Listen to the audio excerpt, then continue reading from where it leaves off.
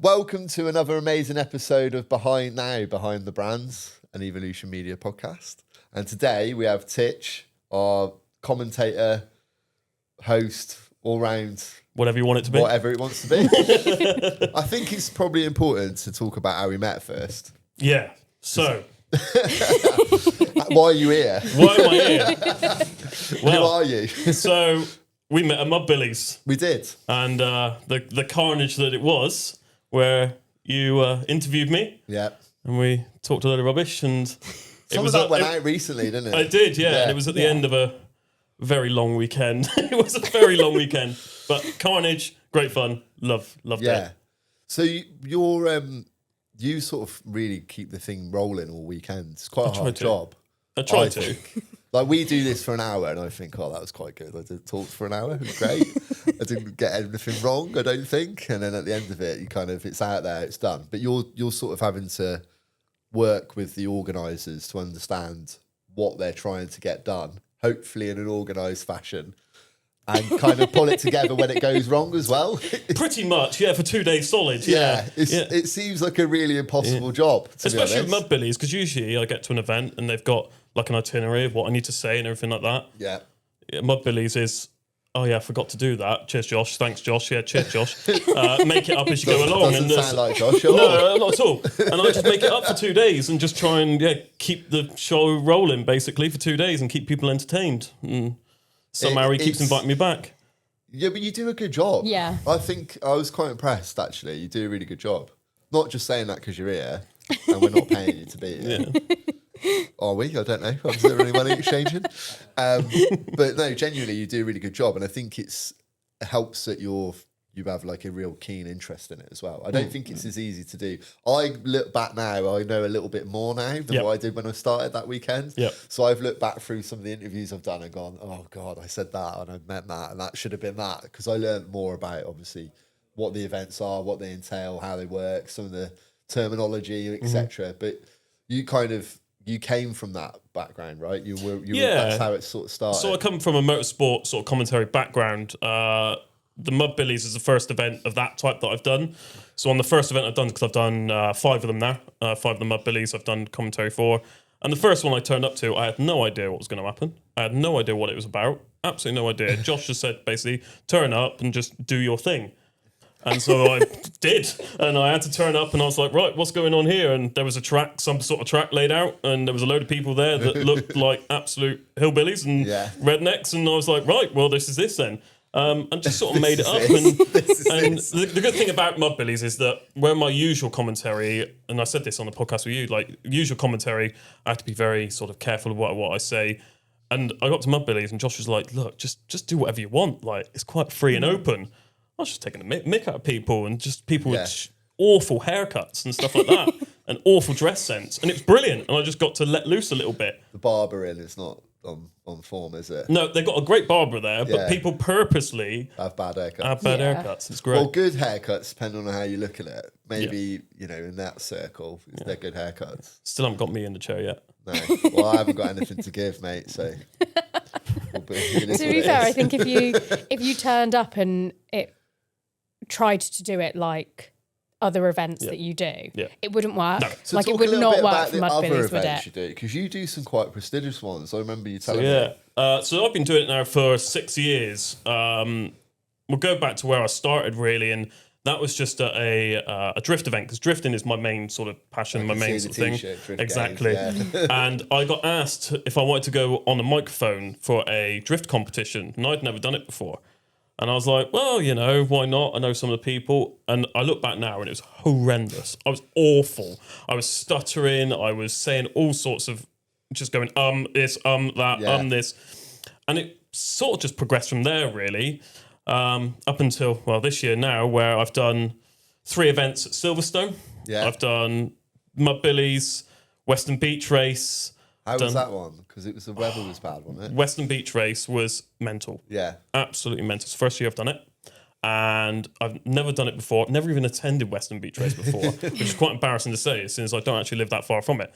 And the weather was bad, and it was about trying to keep it sort of rolling, even though the weather was bad. Weren't we? Yeah. Well, I wasn't. You weren't, but we were. They were filming for a brand. Yeah. Yeah. It was. What was the brand? Sorry. I forget. CF Moto. CF Moto. CF Moto, Shout out to yeah. CF Moto, yeah. Yeah. It was very wet, very windy. It was. Very cold. Yeah. Well, it wasn't cold for me because I was in my little commentary booth and it was quite nice. Well, actually. yeah, lucky But you. a lot of riders and a lot of disciplines there as well, right? Thousands of bikes. Yeah. Thousands. And how would you know who anyone is? you don't. You just You don't. You don't. You don't. You're completely guessing. You know what they are for like the first Red's lap. overtaking blue. Because you can see their colours and their bikes and the numbers on their bikes for the first lap. And as soon as they've done one more lap, you can't tell.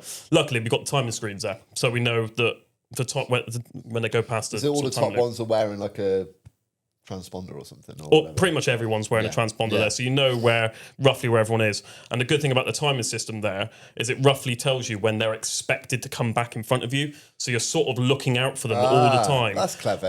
And so you're sort of looking out and you go, right, they should be coming past in any minute now. And if they're not, you go, have they fallen? Have they pitted? Have they done this? So it's quite a good little setup, really. So would you say that one would have had to been a bit more profesh? Definitely. Yeah. Definitely, yeah. It's a bit more higher. Yeah. Especially with the criteria. amount of people that were listening Yeah. to me on that event. But Do yeah, you listen back to them? Because I I try not imagine to. you. No, not I try anymore. not to. No, I try not to. because I bet you did in the beginning though to improve. Because you've obviously you said you weren't great. You listened to it. Did you kind of spend To be some time? fair, Like, I've never looked back on my commentary. I've obviously heard myself in people's videos, especially when you look at some like YouTube influencers and you think, I've just ruined your video with my voice. But I sort of, the point of where I took control of it and went, I need to get better at this, was I was at Castle Combe. Now, when I started at Castle Combe doing their action days for them, I used to commentate alongside a guy called Chris. And he's a brilliant, brilliant commentator. And I basically said to him, look, I want to improve. And he does a lot of public speaking courses and stuff like that. And I just sat down with him and he gave me a load of tips. And one of the tips he gave me was like, because I say the word a lot. I used to say the word every single sentence.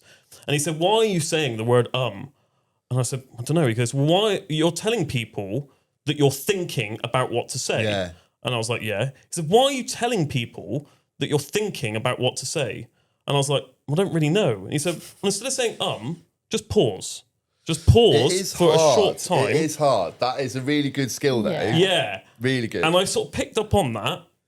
And then it got went better. Went away. Because I found like I did a speech recently at this event, and I had a bit of a nightmare with the slides because it was supposed to be a video that was. I had five slides, and one of them was a minute-long video, and it didn't play. So imagine like trying to explain, and it's the second slide in. So and it's like it's on a stage. There's about 50 people watching.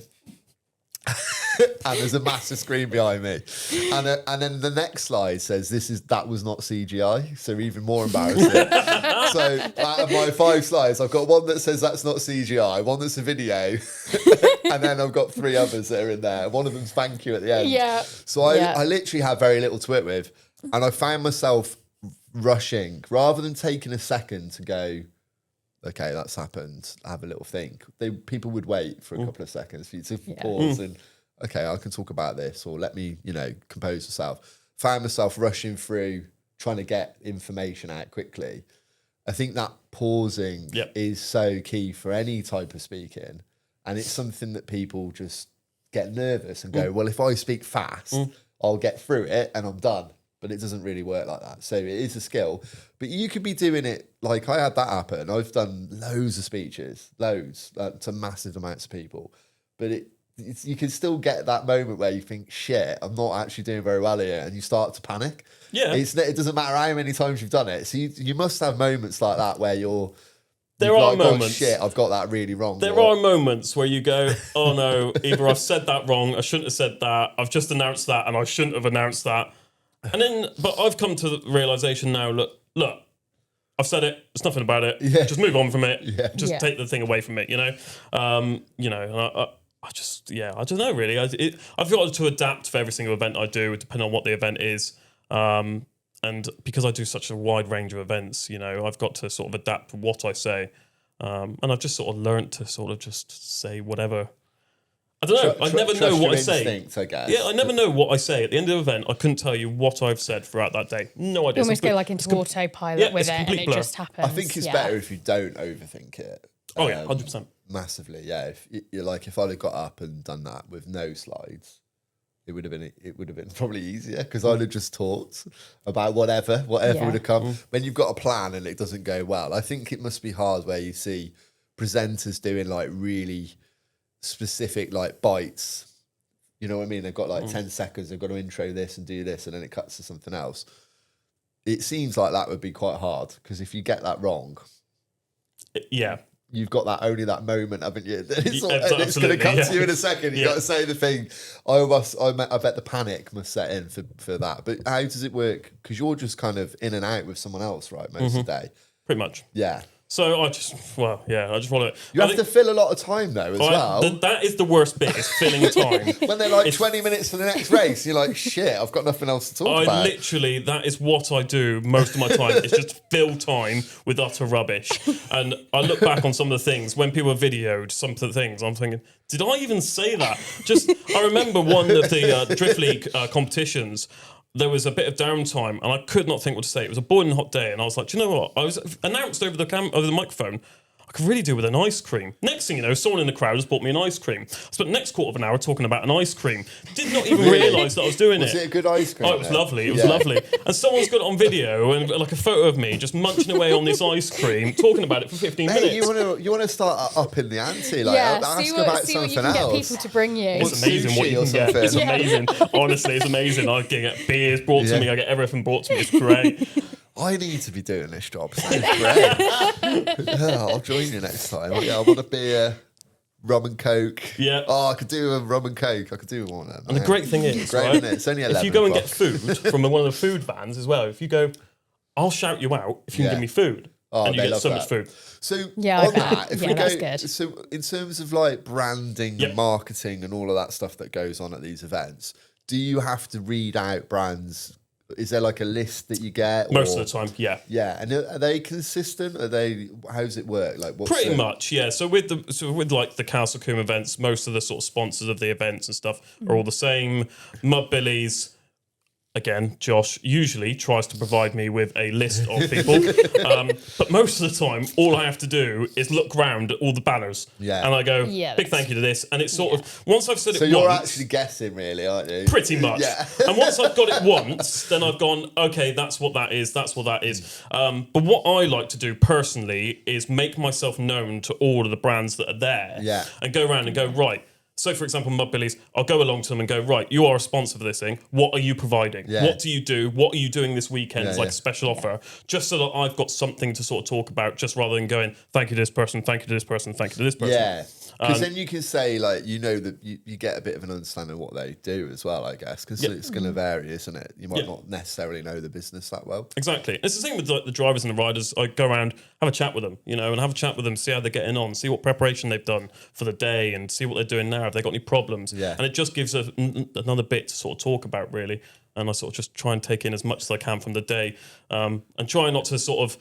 I don't prep for anything, you know, even like today. Like, I didn't prep for the day. I didn't know what we were going to do today. I haven't prepped either. No. And I just go along, I just turn up and I go, right, what now? And I just go, what's the best thing to do now? Yeah. Let's go speak to a rider. Let's go speak to a driver. What's going on? How you doing? Everything all right? Yeah. You know, and just to sort of gauge my knowledge for that day. And take it in the moment, and then you've got it, and then you forget it the next day because you're out there and you're doing the next one. Exactly. So what were you doing at Silverstone then? So Silverstone, I do 3 events a year at Silverstone, working for a company called Drift Matsuri, who do all the demos up there for Japfest, Tracks and Ford Fair. So we do all the drifting demonstrations up there. So when you're up there at those shows and you see the drifting going on, I'm the one who talks over the microphone and introduces all the drivers. Because that's your passion or how you originally got into it. It is indeed. Yeah. So you were racing or drifting. How's it work? Talk to me about how is it more of a voted thing, drifting? Is it more like your competition where it's style over what you're... Sometimes. So I don't know enough about it. I've watched it. I can do it a little bit. Not great, but I've had a go. Everyone says they can do it a little bit, and then you get them in the seat, and they're like, "Oh no, I don't know what I'm doing." Probably not in an actual drift car. Right? Okay. Are we talking simulator here? No, I'm talking like cars I've owned. Right. Okay. Rear wheel drive. I've done it in all sorts, mate. When I was younger, I worked at a scrapyard, so anything I could get sideways through the yard, I would have a go in. So usually rear wheel drive is quite good for that. Yeah. It has to be rear wheel drive. Typically, yeah. So all the cars are rear wheel drive. Four-wheel drive, a little bit you can do as well. Depends on how the setup is. But most competitions ban four-wheel drive. Yeah, you need a good handbrake. You need a good handbrake, hydraulic handbrake. So get rid of the normal cable handbrake. Stick hydraulic handbrake in it. Weld up the rear diff, and that's pretty much it. All you need to do at the start. But yeah, I got into it. But to get good at it is an art form. Yeah, it's going sideways is one thing, and knowing how to control it a little bit. Actually driving around a track like it is a completely different thing. It's one of those things, drifting. Now, I used to drive, and people will be watching this going, not very well, all right? But used to drive, and it's one of those things where I couldn't get it for a very, very long time. I would take my car to smaller days, and I would just spin out, and suddenly it would click. And it would then be, actually, I can drift. Now it's about improving. But yeah, I used to compete and then got into the commentary and found out the commentary was a lot cheaper to do. So, yeah. Your cars are going to be... What are the best? A lot of Japanese cars for drifting, isn't it? Bro, that's where it originated. Yeah. So it originated in Japan, in sort of the mountains of Japan, and it's gone all over sort of the world, really. Came to the UK mainstream in about 2000 and something, 2001, sort of that. And then, competitions. I just see videos on TikTok where they're in the States in a car park and someone gets taken out by a car takeover drifting. videos are the worst. Do you know what I mean? And they just smash him up in the air. I mean, I spent and they bounce hours back up, and you think, what were you doing? Why are you so close to the car? Spent hours looking through Instagram and stuff, just looking at takeover videos. But no, it's not about that. It's about proper controlling the vehicle sideways, being in control of an out of control vehicle, basically. Yeah, I used to so my mate Mike, shout out to Mike if you ever watches this. We used to go to car parks in the snow quite a lot, and it was like a real. If it snowed, we were excited. We'd go in our cars to the car park, and we would be trying to go around the car park sideways. He'd get on the handbrake, I'd be steering. He'd be my handbrake man. I'd be driving around. It's great fun, but it's good to learn because. If you learn it, like when you slide your car... what I have to deal with. I know. If you slide so I always have a headache. But if you slide your car in the snow, it is something I would advise anyone who can drive. If it snows, go and find an empty car park and actually lose control in your car because you will learn a lot more about how to control your car through doing that. If it happens on the road when you're driving, you've never had it happen... You're fucked. Yeah, absolutely. You are. Yeah, absolutely. I think so, yeah. And there's a lot of drift sort of practice days. You can do those skid pans and stuff like that I would love to have a go on the skid pan. I've never been to one, but I'd love to have a go. I don't know how different it is to actual... Does it jet some water underneath it? Yeah. And sometimes they have like caster wheels on the back wheels and stuff like that. To try and sort of control it. I've never done one, but it'd be interesting to see. So how did you learn to drift then? Because where did you go? Simulator. Yeah, simulator. Right, okay. So I my car park is snow and you're doing it on a simulator. Yeah, on a simulator. Bought myself a cheap little simulator setup and just practice on there. So what's the software for that? So most people use Assetto Corsa. Okay. I actually started off on Forza Motorsport on the Xbox, which is like not renowned for being very good. Forza, but I got very good on that, which then translated across. And then what's the rig that you need then for that, like the actual chair? Well, you can spend as much as you want. You can spend as much as you want. You can go from like a Logitech G920 or whatever it is, like a cheap one, right up into spending thousands through full how speed similar back. Is it? How is it? I can't imagine it being like very close. To be fair, nowadays with the technology nowadays, it's pretty close. Is it? Obviously, you don't get the undulation and everything like that, but the way that you control a vehicle is very, very close. Most of the guys that I'm with and stuff through Garage 500 in the sort of off-season stuff, that's all they'll do is they'll practice on the simulator with each other all the time. So they'll all go at each other's homes and then just practice on the simulator over and over again to just get good. And it's pretty impressive. I'm learning something today. I didn't know any of this existed in the simulation. Yeah, and there's videos online as well. There's a whole virtual drift championship, and they would do it all. I want to go. You just thought it was in car parks, didn't I'm going to buy one now. There's a whole virtual drift championship. Go all into this for a little bit, and then not have it, and then get forget about it after 6 months. Thing purchased in there, wouldn't it? Yeah. But there's a whole virtual drift championship where they actually properly compete online. It is very, very technical, and it was insane. And the winner of that actually got to go drive a real car as a part of the prize. And actually just got in the car and was like that. Never driven a proper car in his real life. Got into the car just like that. Because there was a film that they brought out recently about like a similar thing where they're like race drivers that learn on like a Gran Turismo style game or whatever, and they got the best in the world and put them in cars.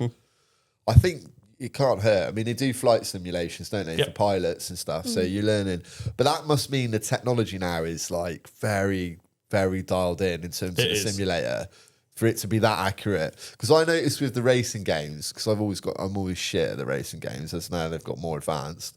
But as they got more advanced and you go into like no help on anything, it is really hard to drive a car around a track, and it's really, really difficult to like work out all the nuances of what you're doing. So yeah, they've obviously got a lot more in depth. Yeah, it's definitely come a long, long way. Ridge Racer back on the PlayStation 1. Oh, look at that. It's a great game, wasn't it? Showing your age now. I know, you're old. So talk to me about, in terms of like brands and stuff that you see at these events, is there like, is it all racing brands, or is it typically a mix of like local businesses, and what's the kind of... Yeah, it's very much a mix. Obviously, it depends on the event, really. But yeah, a lot of the sort of the bigger events I do, they're obviously sponsored by big sort of automotive brands, but it could be absolutely anything. You know, you look at MudBillys, for example, and we've got sort of construction companies, we've got any sort of companies, but it's all about just getting food them place, the what's Castleman's, is it? Castleman, this is steakhouse, yeah. And you know, just anything, you know, and those are the people that will support that event. So it's really, really important that you make sure that they are known, you know, get them out there. Well, I've never heard of them, but they did after that event. So I want to go and eat there, we need to do a filmed with Ollie. We need to take Ollie to do an eating challenge. Yeah, because Ollie is like Ollie Coleman. Shout out to Ollie Coleman. Shouting out loads of people today. We said we weren't going to say his surname because we were talking about him last episode. Oliver Coleman. we'll beep his surname out. But he's like, so me and him will go for food, and he'll be already buying more food for like after he's had the food that he's had. So he's one of them. So I reckon he can put it. I've seen him put it away. But he gets kicked out of all you can eat, doesn't he? We went to like an all around the world all you can eat. It wasn't the best, but 20 quid, and he did 7 plates. Which was pretty good going. I was on about 4, and I literally was so ill. I've got a video I can share with you lot later, not to put on here with him in the car. I don't know if I want to see it. It was getting touch and go in the car afterwards. I think I need to go back to Castleman's because I need to regain my first place, because they took it away from me at MudBillys. Did you do it? Well, yeah, they took it away from me at MudBillys. The hot dogs? No, the burgers. Was it burgers? It was the burgers, and they took it away from me. Did you cheat though? You were handing out burgers to people. There was no cheating whatsoever. You were handing burgers out to people. There were some hungry children in the crowd, and they wanted food, so I just handed them out. You were literally doing that, like, here you go, have that. That's not how you do food eating. Well, I finished my plate first. J. the Lion. Yeah. What a legend he is. He's a hero, and I've obviously never heard of him. Nearly killed him though. Yeah, he was with paramedics the next day. He did not look well. Wasn't he? Yeah, I saw on Instagram he was not well. He was not good. The sugars, this is the thing, I didn't realise this. I had like a yum the other day, and I have no sugar. I never hardly ever have sugar. And I literally nearly died after I ate it. A yum nearly put me away. Honestly, my head was pounding. I could feel like my pulse in my head after I ate it. I was like, what's happening to my body? How do these people do it? Like 9,000 calories of gatto with sugar. The amount of sugar his body would have had to have dealt with. Like, it's the training that he does for it. Yeah, like, all the workouts he does. He worked out in the morning before coming to the thing. Did that and then worked out. Seems a bit counterproductive for me. It does really, doesn't Yeah. it? So you look at the bloke and you're like, "There's no way you're eating all of that," and then he does it, and you're like, "Where does it go?" Yeah, he's in good shape, isn't he? He is. Yeah. Yeah. So, Garage 500, did you say? Mm-hmm. Talk to us about that. So Garage 500 is a group of mates. Well, it started off as a group of mates in the local area in sort of Somerset/Wiltshire. The home of drifting. And it basically was just a group of mates that just like to do like drifting, bikes, anything like that together. And at one point, all of their cars were around 500 brake, and they just basically decided to call themselves Garage 500. So I was part of that, although I didn't have a car that was 500 brake. And we kind of just grew from there, really, and it's grown from that now. Now the average is about 700, 800 horsepower out of them all. But now in cars so Garage 500 are the organisers of all the drift demos. How long ago was this then, when it was 500 brake? How many years ago was this? Not that many years ago. Not that many? No, I'd say probably 4 or 5 years ago. And it's just grown and grown and grown from there. Because it's mad, isn't it, how like a 500 brake car when I was first driving was like insane. Was insane, yeah. Because even like a Impreza or a Evo, they were like 200, 300 brake. Yeah. And they were quick. Yeah. The Evo was quick. Yeah, I remember when I started driving, even like 200 brake was just like, if you had 200, 250 brake, you were one of the quick ones. It was a lot. No. And now it's 700, 800 brake. And cars that you look at, I think, it looks like a normal car. Yeah. BMW BMWs now, you stick a map on them and they're like, oh, yes, 800 brake. And you're like, what? Yeah. It's ridiculous. Just looks like a normal executive car. Like, sorry, anyway. I so yeah, now they've, so obviously still group mates, organise all the drift demos at Castle Combe. We've also ran our own drift series at Autofest previously, and we basically just do a load of stuff together as mates, but still driving together, still going everywhere together. Is there a channel that we can shout out? So yeah, Team Garage 500 on all your socials. Yeah. So Facebook, Instagram, all of that, and you just see some crazy stuff on there of people doing stuff. You'll see most of the cars, like if anyone's been to Silverstone, Castle Combe, or any of the sort of racetracks in locally, you would have seen the cars. One of the guys, Ryan Hughes, there, who helps build most of the cars. He started off with his sort of 700 horsepower S14, and now he's got 2 GT86s that are over 700 horsepower. He's got his S14. It's just 1,000 horsepower. He's got some cars then. He's built some pretty Are they mental mostly stuff. built? He hasn't bought them. Everything that they do is all built, basically. A lot of people think that Garage 500 have got this massive mountain of money, but it isn't really. All it is just over time, it's just people with a passion of cars and drifting and stuff like that have just bought and sold parts, bought cars, split them down, sold them on again, and just built up this just what they love doing, really.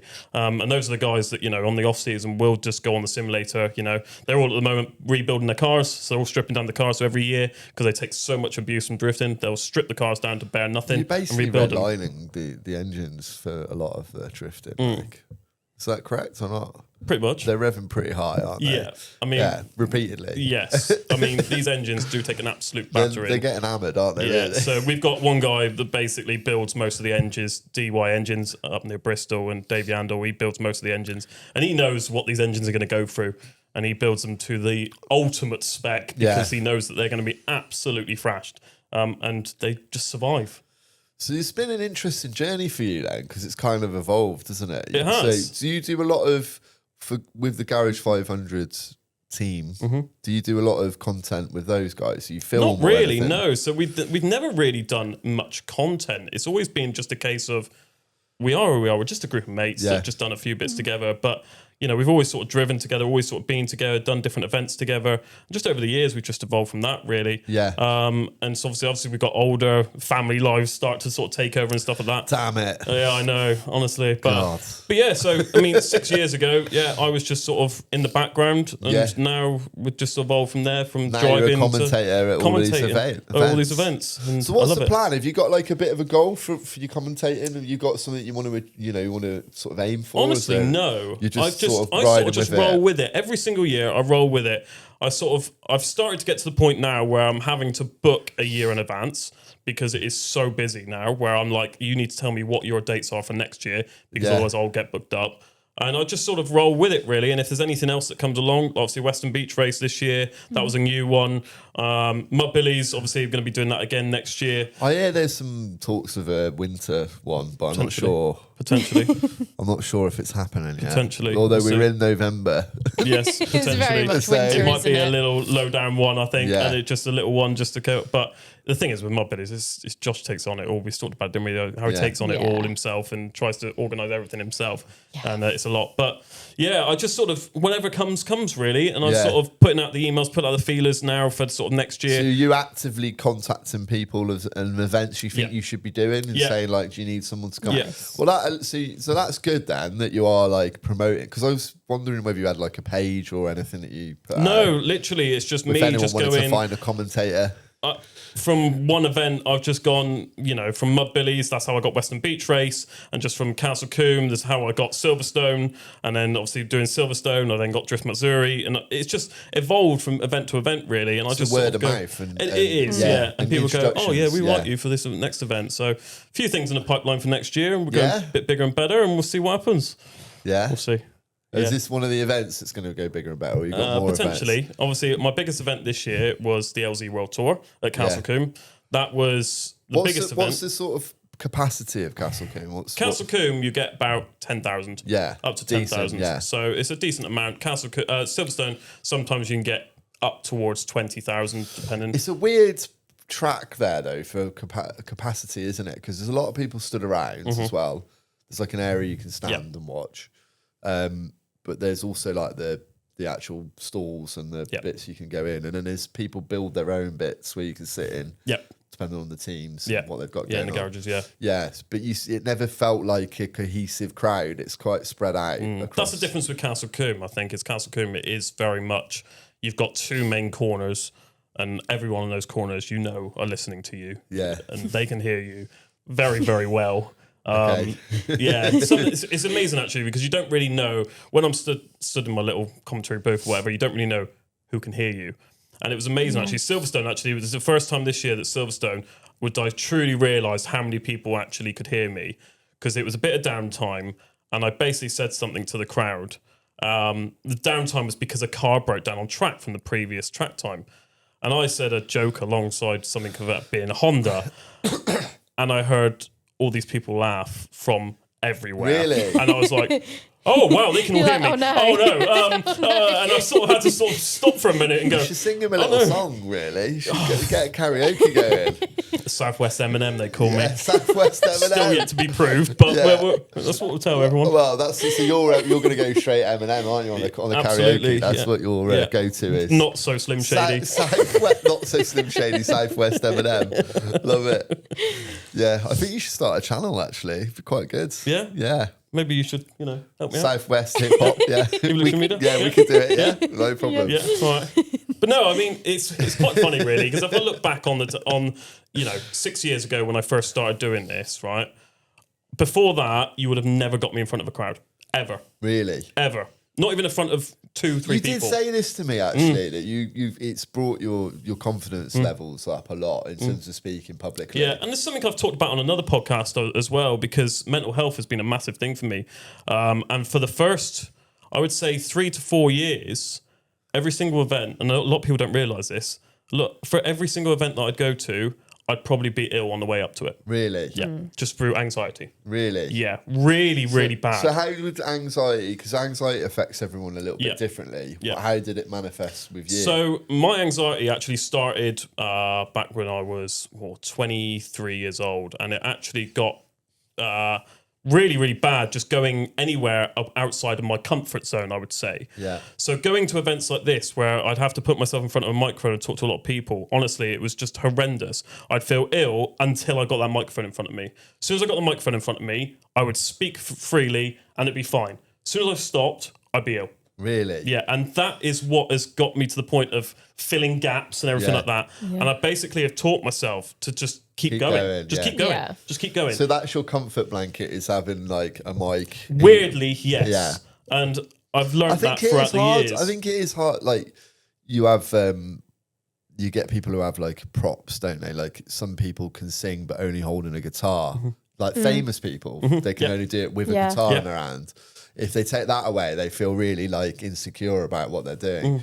So when you say you get ill, how would you be ill? Would you just be like panicking or like I'd either have panic attacks, I'd be in the toilet puking up. Yeah. Every time. The worst one was Silverstone, because I would only commentate on the demonstrations. So you'd have an hour of demonstrations or 40 minutes of demonstrations and then an hour and a half, 2 hour break. In that break, there'd be nothing that I do. Yeah. And I'd be like, and I'd just be overthinking everything and it would just be going through my mind. I'd be like, I don't know if I can do the next one. I don't know if I can do the next one. So then you're building it up in your head to being a massive problem. And actually, if you'd have just been talking all the way through. So you'll see me at events now. So if there's nothing to say on the microphone, do you still get a little bit of that or not? Every time. Yeah. Every time. Yeah. Every time. And I push myself now to do more events and to go further. This year was the first year that I've done Drift Matsuri, which is in Anglesey. And that was the first time I've ever been to Anglesey. And to be fair, when I got to the gates of Anglesey, and this is going to sound really bad now, but I just cried because I'd managed to get there, right? And I didn't think I could.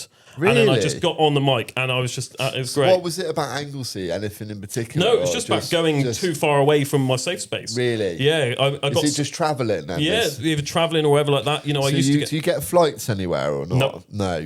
I drive in a car everywhere. I actually know someone else similar that doesn't travel. This year, it's really debilitating, isn't it? It is, but 2026 is going to be the year that I push myself even further. I think it takes... Nice. Well, I'll get your opinion, but I think it probably takes pushing through boundaries that you've set. Because they're imaginary boundaries in your head. They're not a real boundary, right? You can physically go there. It's just pushing through those mental barriers.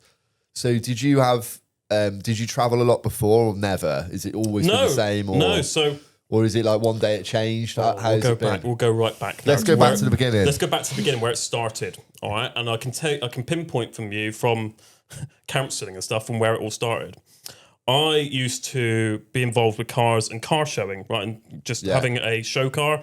And I got invited to a car show in Birmingham where my car was inside on a display. So I drove it up there on the Thursday, parked inside, cleaned it all up, blah, blah, blah. And I wasn't allowed to move the car until the Sunday because of health and safety. So I couldn't go back in and get my car. So I had to go and stay in a hotel. And I remember going back to the hotel and thinking, if I wanted to get home now or back to my safe space, I can't. I can't get home. Right. And panic set in. And that was the first From the experience. Thursday night to the Sunday, I didn't leave the hotel room. Really? Didn't leave the hotel. Didn't even go to the car show.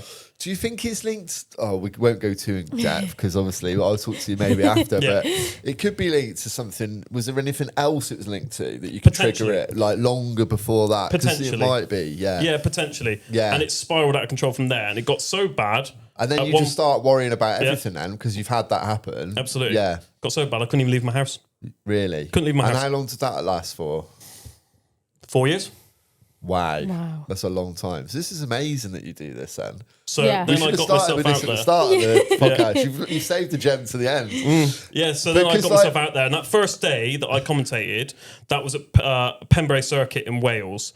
And I had managed to get there, and that was an achievement for me. Yeah. I was there doing nothing, and the organiser, Gordon, said to me, do you fancy going on the mic? And I was just like, in that moment, I didn't even have time to think. I was just like, yeah, right, yeah. So you struggle to go places, but then someone goes, do you want to go on a mic? And you're like, yeah. Is it though the fact that it was so off the cuff and you were like, I don't have time to think about it, I've just got to do it. Just got to do it. And so I just you did don't it. have that, Yeah. you didn't have the build-up of, oh my gosh, I've got to go there and I would say speak. that is unbelievable, really. Like, what an amazing turnaround. So you should, like, people will take, hopefully, if anyone's struggling with anxiety. The thought of it's always worse than the doing of it, and that's really the fact. Like your mind can be like it can be amazing, but it can help you achieve a lot. But it can also be your worst enemy in terms of getting I'll take for done. example with the Drift Matsuri one. So I've been asked at the Anglesey. I've been asked for the last 3 years to do that event. Yeah. Every single time he'd message me saying, "Do I fancy doing it?" The second I see the message, I feel sick. Yeah. Yeah. I'm like, oh no, I've not even replied. I've just read it and I've just seen it going. And in the end, I've had to go, no, can't do it. No, can't do it. This year, I set myself to go, do you know what? I'm just going to do it. Yeah. I'm just going to do it. Do you travel alone when you go to these things? Yeah. Yeah. That's a big. So that's probably a big. I mean, is that preferred or is it? I think so. It gives me a bit of like freedom to know that I can go wherever I want. Yeah. Wherever I want. And I haven't got to worry about anyone else. Yeah. I've just got to do my own thing. And, you know, this year, you know, I'm looking to, so 2026, I'm looking to sort of push myself a bit more. I've had inquiries about an event in France. So I'm just going to travel over to France and, and just see how we get on. How do you feel about that? At the moment, I'm all right. Yeah. Until he gets to it. And then Are you going to drive over? Just going to drive over. Yeah. Gonna drive over and make a weekend out of it. Like, well, a week out of it. Just go over and... I think you got to... Travelling is... I mean, for me, I can't imagine not wanting to travel because it's been such an amazing experience in my life traveling. You know, I've been fortunate to travel loads of places, and actually, you get like a different feeling of perspective whenever you go anywhere else. And I think other cultures and just being in other places and ticking off some of these, you know, some of the big like places that you expect to be amazing sometimes aren't, and they're underwhelming, and then other places you go are kind of like under the radar and they're unbelievable, and you have these moments. But I've had a lot of moments where I've travelled and had those moments. So I think for you to get out there and have these moments, like go to France, pick out somewhere to go that you'd never think you'd go before, will be unbelievable for you. Yeah, and for most people that's going to sound absolutely ridiculous, but it's not, because I actually know a few. Well, maybe, but I know a few people like who've had this experience. It's a lot more common than you think. Well, you probably know it's a lot more common than expected. Do you know anyone else that's suffered with it that you've spoken to? No. Most people don't know that obviously I suffer with it, because most people just see this guy who picks up a microphone, talks a load of rubbish all day. You're like super confident. It's a curveball for me today. I didn't have a clue that you... Yeah, and most people just don't even think about it. It's remarkable, really, that you've achieved that, and that this commentating is actually taking you out of your comfort zone, but making you kind of experience more of life. And absolutely. Anglesey, would you rate of Anglesey? Like, love it. Yeah, love it there. Love it. Yeah, absolutely love it. The event that's there, Drift Matsuri, which is a whole weekend of just drifting. It's like a massive drift festival, open pit. Oh, it's one of it's the best event I've ever done. It's absolutely incredible. We did nighttime demos. We did all sorts there. It was great. That's amazing. Right on the sea, mind. It's right on the sea. You can't get away from the weather there. But to be fair, the weather we had on my last one was absolutely perfect. So you're definitely going back then. Yeah. So what's the ultimate goal for you in terms of this dream? The ultimate goal would be to do some big drift competitions. Yeah. So this year was obviously LZ World Tour, and I commentated alongside the guy who does most of the big competitions. Sort of, it started off as a European competition; it's more like a world competition now. He does all the commentary for that. So I commentated alongside him, and it was just incredible. It was just incredible to be commentating along, these top level drivers that all over the world to come into the UK. And it was very, very surreal. The most surreal thing, actually, was seeing my face on the big screens, because there's these huge big screens all the way around. And I was just seeing my face on them. I was like, oh, that's me. Oh, okay. Okay. Then it adds another level to it as well, because you're like, oh, they can see my face. They can see my face. They can see everything. You must be doing a good job, mate. Well, this is the thing. You must be doing a good job. I still don't understand how I've got to where I am today, because all I am is just a short guy with a fairly average face that just talks a lot of shit. That's literally what I do. And somehow people keep inviting me back, and I'm still not sure why. But I'll take it. I think you should take some credit. I think from my experience, obviously I only listen to you at MudBillys. I think you did. I think you've definitely got a talent for it, and that's obviously been reciprocated because people are booking you and rebooking you, or they're asking you to go to other events. So you're doing a good job. So I think it could take you quite far. Maybe there isn't a limit to where it can take you. Is there any global ones that you would like to do? Because there's going to be some other countries where it's a bigger sport, right? Because we're only a little island here. So where would be the dream if it was global? USA. That's where not it all is. Not in a car park where they're knocking people over. No, not in a car park. Stuff like Formula Drift, something like that, where it's the big time shows. Where I know the guy who commentates for it currently, Jacob Gettins. He's a great guy, and he's. You need to get him over. Yeah, get him over. Yeah, we need to do that, but we'll see. We'll see what happens. The States running with is the cool. flow. They've got loads of. Don't eat the donuts. They'll give you a headache. Or they give you a headache. Or the yum-yums. It's our equivalent of the donut, isn't it? Of the original glazed donut. We have I've never heard anyone get a headache from a donut before. Mate, that's honestly, ridiculous. if you ask my missus, she just eats like sugary goods all the time, and she can't understand when I don't eat. And she's like, "You never have any sugar." And then when I actually have, it's not good. Pancreas is like that. I've got nothing in me. I can't do it. Can't deal with it. Your insulin level. I've probably got like no insulin in my body or something. Donuts aside, I think the States would be. Oh God, it's got to be unreal, right? They must have a massive arena. They do. Is it a global? Is it like a world, like a tour that they do? Yeah. So tour they do about 8 to 10 rounds in a year for Formula Drift, but they do so many different events over there, and the events are so cool over there because. In the UK, we're very limited on what tracks that we've got, the noise levels and stuff like that. In America, it's just like, well, we're going to put a track here in the middle of a town, no noise limits. Let's just go for it any time of day, and it's great. They've got a lot of land, haven't they? Yeah. We've got like nothing. And then obviously Japan has got to be the one as well. I've got to get to Japan. Go back to you've got to go to Tokyo, surely. It's got to be. Is Tokyo got a drift competition there? Oh yeah. Well, it's where it originated. It's got loads of it. So that's where I want to sort of eventually get to, and it would be great to get there. But I've got no real sort of ultimate goal. I just sort of take every event as it comes. I think it's amazing that you've managed to use this as a way to improve your quality of life, really, and get more out of life. Because it's a big challenge. It's almost like it's quite crazy because it's you worried about going to places, but then you're putting yourself as a public speaker to get you to go to those places. That combination is very unusual. I don't think I'll ever hear of that again. No. It's unique to you. That is. It is. Sure. I am unique. I have been told that I am unique. I mean, it's a great story. Special, I think they called you hear of a lot of people, don't you, struggling with public speaking and things like that. Public that speaking is usually people's being the top thing that nightmare, they isn't it? struggle with. Yeah. But Isn't that like if you had a list of things that you'd be like dreading to do, would be public speaking's got to be high. If you surveyed 100 people, yeah. What was that show? That's quite good. That one, wasn't it? The survey show. It doesn't matter. I'm old. What is that? Survey says, and it go Family Fortunes. Family Fortunes. Yeah. That's it. If you did the Family Fortunes, it would be public speaking. Yeah. Or maybe being naked in public probably be quite high, but that's not a normal thing to go through. Do both, yeah. Do both. Why not? I think you should we should start. Oh no, I'm not going No, to say. let's not. Just stop. Let's not. No. But I think to use that as a tool to get at, like, it's a crazy tool to pick. yeah. Why didn't you tell me that at the start?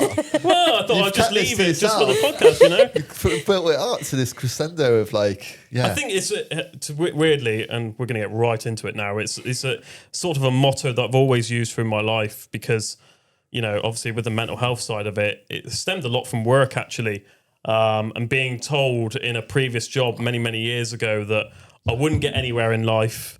Really? Yeah, so that's where my mental health sort of started, really, is being told by a previous boss that I was the worst mechanic at the time that he'd ever seen, that I'd never make it anywhere in life, that I should go back and work at McDonald's while I'm still ahead. Right. And ever since then, it's just been about improving myself as a person and trying to prove wrong and trying to work my way up. Who is this dickhead? Should we name him? Yeah, I'll give you the company business in a minute. I mean, it's like the biggest fuck you to them, isn't it? It really? is, really. Like, and obviously, But I was why would people do that though? That's the question. Like, where you know, I don't know. I remember it very clearly. It's that one pinion moment that I remember very clearly, and him being in my face and telling me that. And I sort of just worked.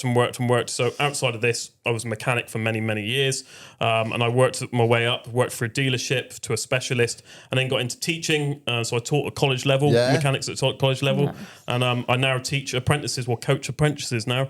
So yeah, I do all sorts of. So you've done the whole journey, cool. haven't you? Yeah. What's crazy is like that has set you on this journey and has got you to where you are and has meant that you're doing all these really cool things. Yeah. That person probably doesn't even remember saying it to you. No. Because it's so like irrelevant for them. I think what whereas you've gone, actually, Yep. I'm going to prove you wrong and gone and done all this amazing stuff. And it's now you have this life because of that. Yep. And they're like none the You wiser. need more. I love that. I need to shout some abuse at you. You might go on to do something else.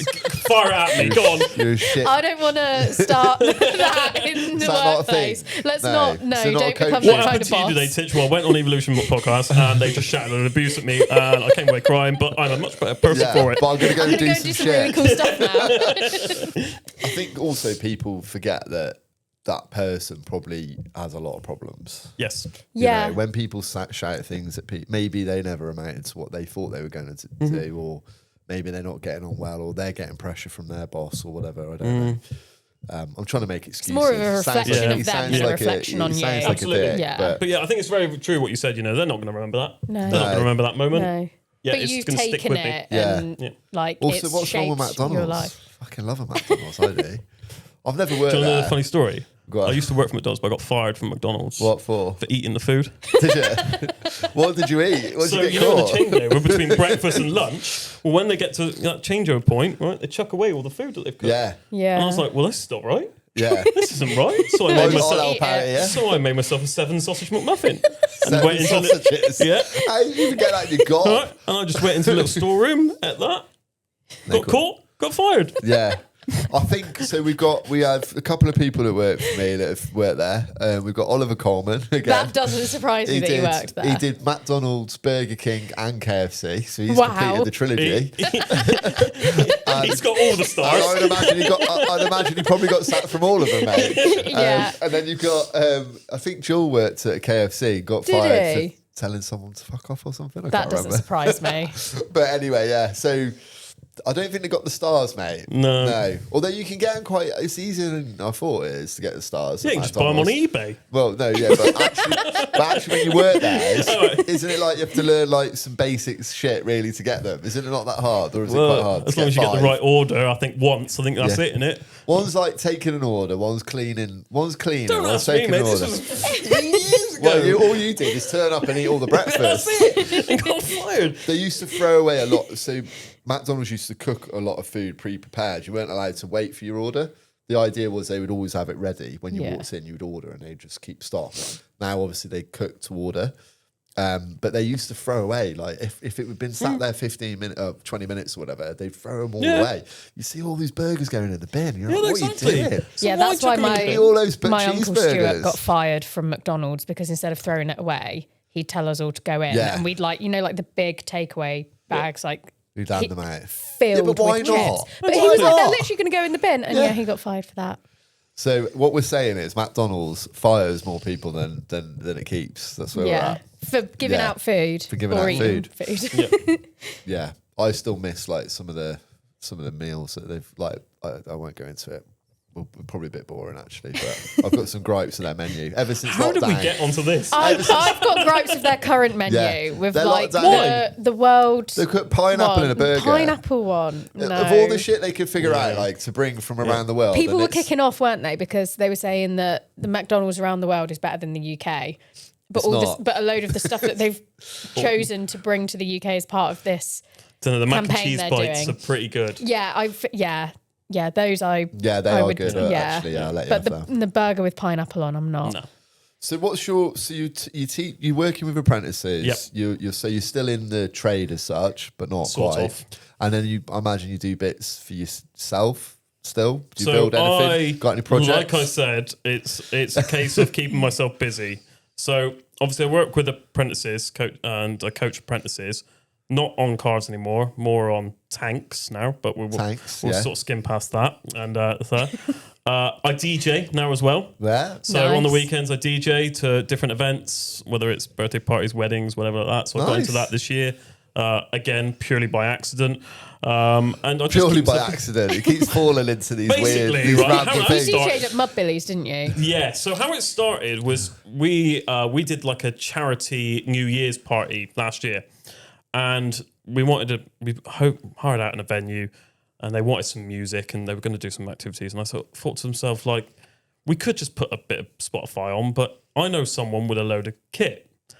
Same person at MudBillys. And I messaged him saying, have you got any kit? Could you like bring it on? And he's like, look, come on up, fill your car up with whatever you can fit in, take whatever you want, use it.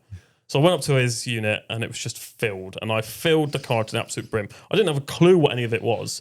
He just filled me up with my car. David, he's an absolute legend. He's going to be watching this because every time he sees me, he's like, oh, here you are again. So you're getting everyone in, aren't you, slowly? I know. And I sort of just DJ'd and I sort of just made it up as I went along. And at the event, I got a wedding booking. Someone came up to me and said, "Do you do weddings?" do you do like voiceover as well though? Do you do shout outs? Yeah. But while you're doing it, like with your DJ, do you like talk to the crowd? Yeah, of course I do. Yeah, that's why they booked you. That's why they booked you because that's proper like get the crowd that's going. proper wedding DJ. That is. You have to give them a bit of a G up every now and then. Exactly. It's got to be Get done. bananas on the dance floor. Absolutely. Right. This one's for the oldies. Yeah. Exactly. A bit of that. Oh yeah, I think you got it nailed, mate. There you go. Yeah. See? Yeah. I like it. We just went from there, really, and now I DJ all sorts. So you've got all sorts of hidden things going on with you, haven't you? Yeah. Dog showing. Dog showing. I do a bit of dog showing as well. That's cool. So yeah, that's become quite popular, hasn't it? The dog so show I do stuff. crufts every year. Do a bit of dog showing, not so much now because I'm busy with other stuff. But yeah, I do dog showing as a completely side. Do you show a dog then? Yeah, I used to show quite a few dogs, and now I just do a bit of judging and. You fell into that, did you? Yeah, I fell into that. And what breed? So I used to show Shih Tzus. Yeah. Nice. Alaskan Malamutes, anything in between really. And I had my little Shih Tzu, which is completely different to anything that I've ever done before. And when you tell people, they're like, You did what? And I'm like, yeah, I know. It was just something so different, and it took my mind off everything. Like, if I had a really rubbish day at work, like week at work, on the weekend, just do a bit of dog showing. And they're like, Dog why? showing?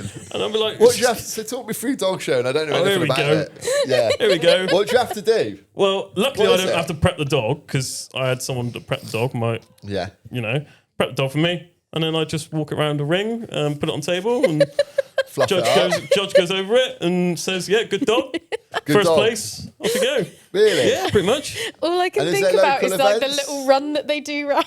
I'll show you some photos in a minute of the dog. You will not believe what it looks You'll like. have to put the dog up on the edit. Yeah, we'll have to put that. So Yeah. what's the deal now then? Have you still got this dog? No, I haven't got it, so I don't show the dog anymore. No, I just go along now and judge other dogs. Yeah, so you're becoming an expert That's on dog cool. judging. Yeah, so as well as becoming an expert on cars, I'm now an expert on... See, you can't believe it, can you? Where's his job? He's lost it. I reckon you're going to get so many more podcast bookings off the back of this.